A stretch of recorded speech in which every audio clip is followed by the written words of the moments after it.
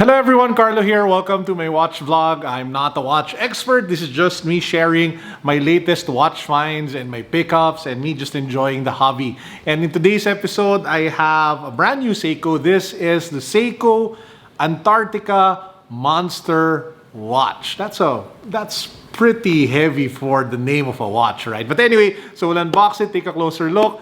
Keep on watching. Let's go.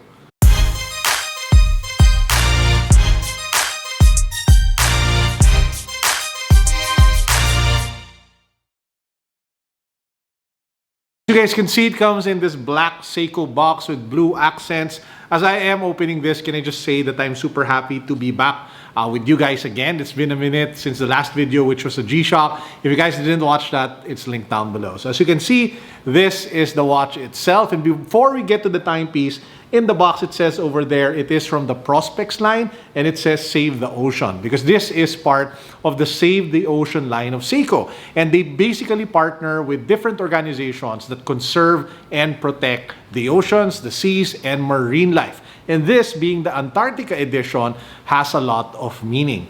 If you take a closer look at the watch, the most defining feature is really the dial. Because the dial of the watch shows the light reflecting on the icy terrain of Antarctica, which is the biggest safe haven for marine life in the world, or one of the biggest. I might be wrong there. But what makes it even more dope is that if you take a closer look, you will see penguin footprints trekking along the icy terrain, which is representative of the dwindling number of inhabitants of penguins in Antarctica. But to be straightforward and honest with you guys, while I do buy Save the Ocean pieces from Seiko because they do donate a portion of that to those organizations, I couldn't resist this one because me and my wife, we collect penguins.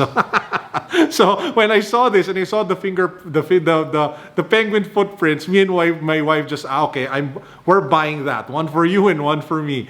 And that's what happened. Now, why is it called the Monster? Well, the Monster is a nickname given to this watch, which came out in the early 2000s, if I'm not mistaken, because of that very aggressive, sharp, and super metal exposed type of build and design that it has. You have that oversized crown, you have the sharp edges, and it just looks very imposing, aggressive, and menacing. And that's probably why they called it the Monster. This is not a small watch. This one is 42.4 mm in diameter. It is 13.4 mm in height, and it is 49.4 millimeter lug to lug. So it's not for people who, like smaller watches on their wrists. There is a smaller version though. I think the Baby Tuna is 40 millimeter in diameter. I might be mistaken, but check it out. So there are two watches in the Antarctica collection. This one is the Monster. There is also that Baby Tuna edition. Monster edition comes with an all stainless steel build, including the bracelet, while the Baby Tuna has a really nice looking gray strap. Now, powering this watch is Seiko's in-house Caliber 4R36 movement, basically a 4R35 with a day-date complication. It has a 41-hour power reserve, making it very reliable and durable for the price point. Perhaps my only complaint about this watch is that they decided to go with hard legs instead of sapphire for the crystal. It does come with a magnifier glass though, so some people like those magnifiers over the day date. Some people hate it. I personally don't mind it, but it can get distracting, no? If you take a look at it from certain angles. Anyway, so who should buy this watch, which is like the big question of the day? Well, obviously, the first people that come to mind are people who believe in the vision, people who love the ocean, people who love marine life, and they would want to wear items, accessories, apparel that represent that advocacy, that represent that mission. So if you are that type of person, you can take a look at all the different ocean conservation and protection products out there.